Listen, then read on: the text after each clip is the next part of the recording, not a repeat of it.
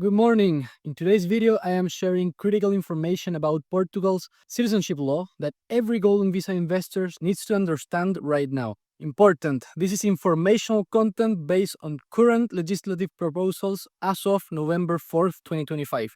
This is not legal advice. The law has been approved by Parliament but that has not yet been enacted.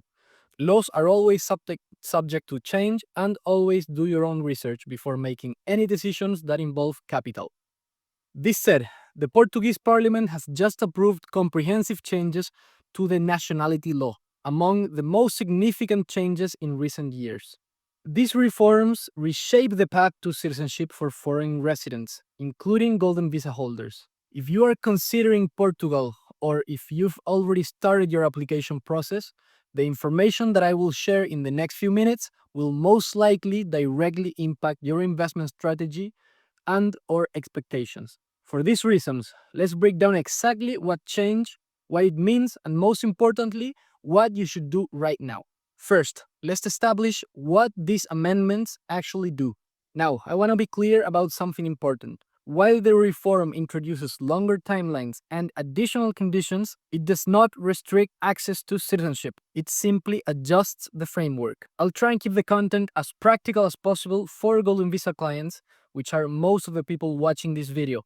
Portugal continues to offer one of Europe's top paths to residency and eventual citizenship. The key is understanding how to plan under the new timing if it is ultimately passed by the president. Let me walk you through the specific changes that affect you as a Golden Visa investor. First, changes affecting all foreign residents. Children born in Portugal. Until now, children born to foreign parents living legally in Portugal could automatically acquire nationality. Under the new law, at least one parent must have been a legal resident for at least 5 years before the child's birth. Now, grandchildren of Portuguese citizens. If you're applying through a Portuguese grandparent, the requirements are now stricter. You must now demonstrate Portuguese language knowledge and familiarity with Portuguese culture, society, and traditions. Citizenship by marriage or partnership. This route remains available but stricter regarding criminal records. Proof of financial capacity. Applicants must now demonstrate financial self-sufficiency. And finally, the end of the Sephardic Jewish naturalization route. This marks the conclusion of a historically symbolic program that had already been gradually restricted. Now, here are the changes that directly affect you as a Golden Visa holder. These are the critical ones. The most significant change is the extended residency period for naturalization. This is the headline change. The minimum legal residence period for naturalization has been extended for CPLP citizens and EU citizens from 5 years to 7 years. For all other foreign nationals from 5 years to 10 years. This change affects timing, not eligibility. If you hold a Golden Visa, you remain fully entitled to apply for citizenship after the required period. Your eligibility is not restricted. The timeline is simply extended. New civic and cultural knowledge requirements. In addition to the existing A2 Portuguese language proficiency, which was already a requirement, applicants must now demonstrate knowledge of the Portuguese culture, history, and national symbols, and an understanding of civic duties, democratic values, and the rule of law. The specifics of how this will be assessed will be issued once the law is enacted formally. Based on what we know from other EU countries with similar requirements, we expect the process to remain accessible. These tests usually focus on basic knowledge and not academic study. You are most likely not going to need a PhD in Portuguese history here. Stricter criminal record and sanctions rules.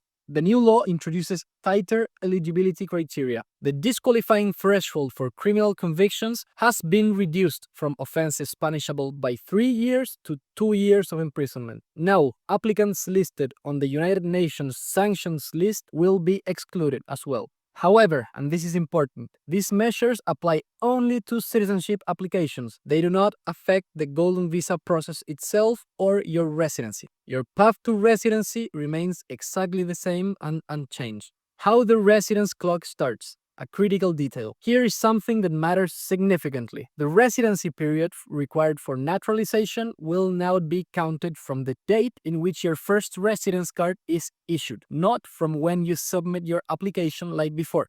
For Golden Visa holders, this is particularly relevant because residency cards were often issued several months after the approval.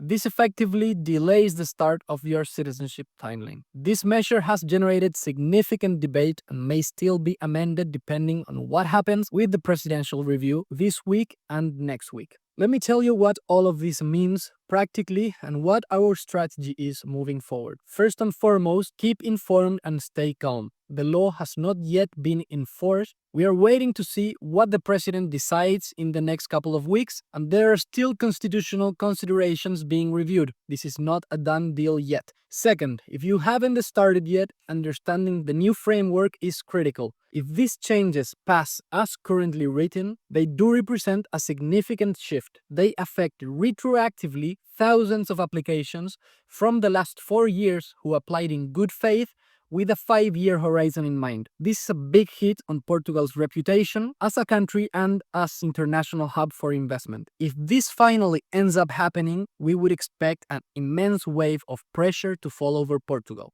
This is definitely a big hit on the program, but not a deal breaker, and the main reasons why Portugal has been one of the top choices for a European Golden Visa remain untouched. Here is the critical piece that every client or person considering the Golden Visa must know. The 5-year permanent residency option remains intact. It is vital to understand that these changes only affect citizenship and nationality law. The Golden Visa program remains fully operational and unchanged. The legendary 7-day rule remains in effect.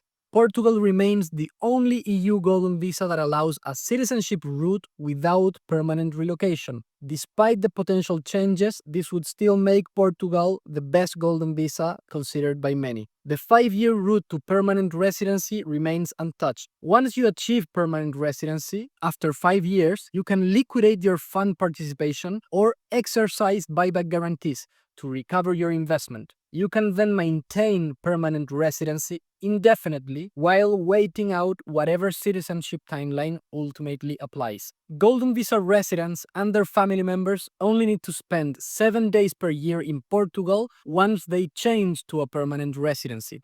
They can keep this minimal stay requirement until they apply for citizenship. So, putting yourself in the worst case scenario where the law is enforced as is and no future protections are placed, the new timeline would look something like this. You keep your investment for 5 years, get your investment back, and apply for PR. Keep your PR and the 7-day rule for the remaining years until you can apply for citizenship. Permanent residency is the new strategic element. It provides protection, flexibility, and a clear off-ramp from your capital investment while you continue building towards citizenship. Now, before we close, I want to leave you with genuinely good news amid all these changes. Portugal is taking effective measures to address the processing delays that have plagued the system in recent years. In the last couple of days, thousands of biometric appointments have been issued by Portuguese immigration authorities. These are very good news because it gives us very strong reasons to believe that the recent and the new applicants in the next following months should face processing times within the targeted 12-month period.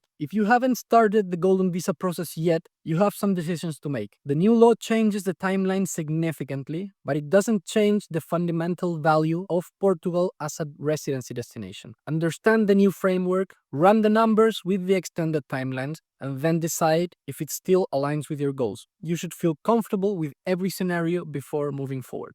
If you've already started your application, as always, the earliest we can file for residency, the better positioned you are for any potential future protections. But important, we shouldn't count on grandfather clauses or exemptions. Plan for the new rules to apply to your case.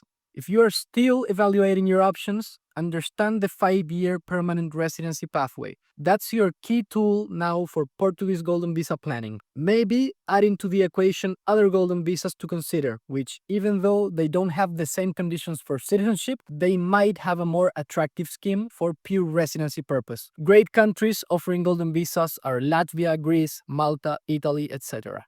Remember, on this channel we help clients with all Golden Visa programs throughout the world. Feel free to book a free one-on-one call with me so I can hear your story and give you my best advice. The Portuguese path to residency and citizenship is still one of the best in Europe. The law changes the timing, but it doesn't change the fundamental value. You just need to understand how to navigate the new framework. Subscribe to stay informed, book your free consultation, and I'll see you on the next video when we have the final clarity on where this law finally goes. As always, thank you all for watching, and I will see you on the next video.